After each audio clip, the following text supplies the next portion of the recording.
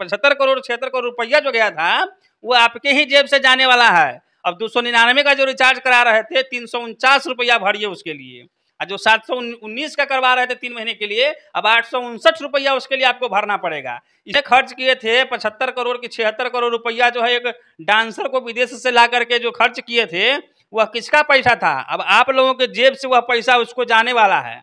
सितंबर 2016 में जब जियो ने अपना कदम रखा था डिजिटल की दुनिया में और जियो जो है अंतर्राष्ट्रीय स्तर पर लॉन्च किया था, उस समय सभी लोग जितने भी मोबाइल फोन के यूजर्स थे सभी कंपनियों को छोड़ के, चाहे वो एयरटेल हो, वोडा हो, आइडिया हो, जो भी कंपनी जो यूज कर रहे थे, बहुत सारे लोगों ने अपने उस कंपनी को छोड़ करके जियो का सिम जो है लिए थे।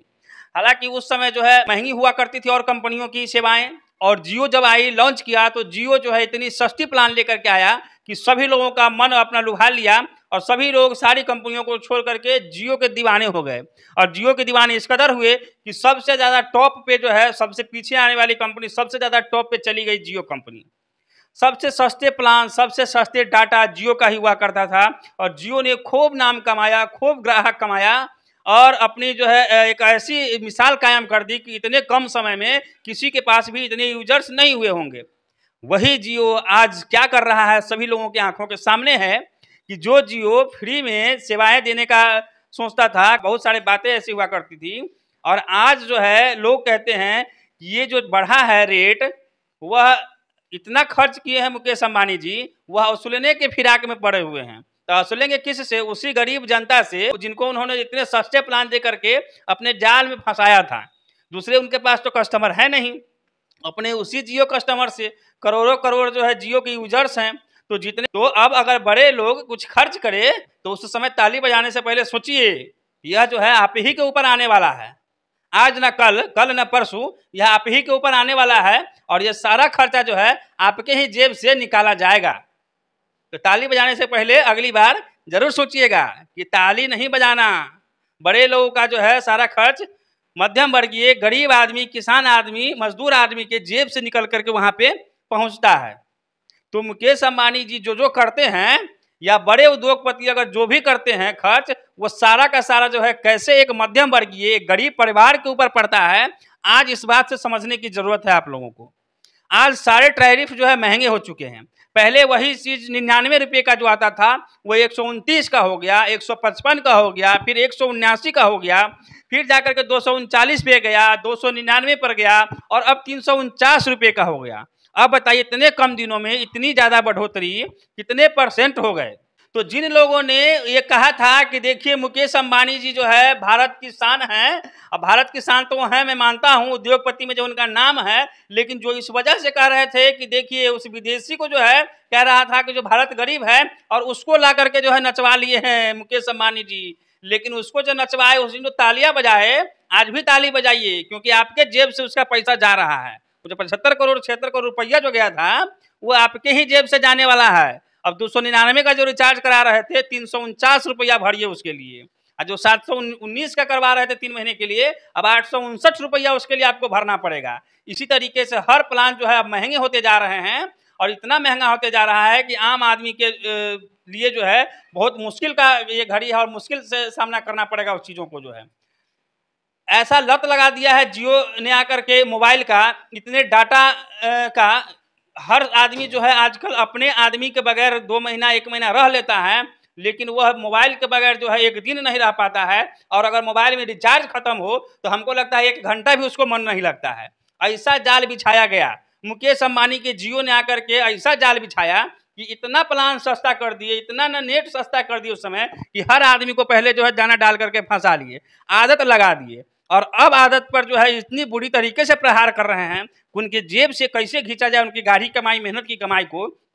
अब बताइए करोड़ों करोड़ यूजर्स जिसके होंगे और अगर वो एक टैरिफ पे 50 रुपया अगर बढ़ा देता है तो कितने करोड़ रुपए एक साथ उनको गए?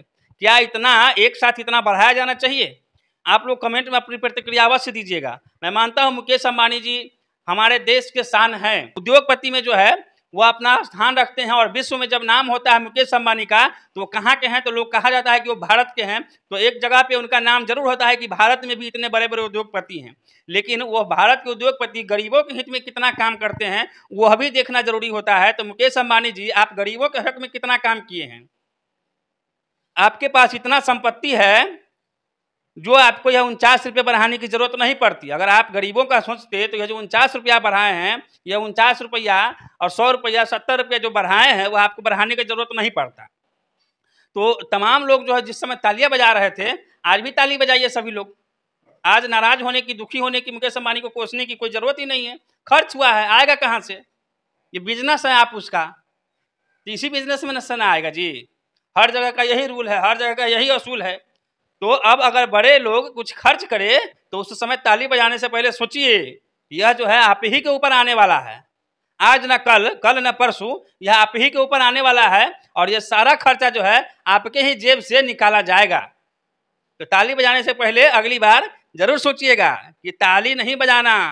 बड़े लोगों का जो है सारा खर्च मध्यम वर्गीय, गरीब आदमी, किसान आदमी, मजदूर आदमी के जेब से निकल करके वहां पे पहुंचता है।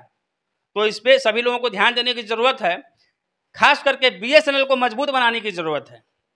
सरकार का जो अपना फर्म है बीएसएनएल, उसको इतना क्यों नीचे किया गया? सारी दुनिया 5G के ऊपर चली गई, बीएसएनएल 4G भी नहीं।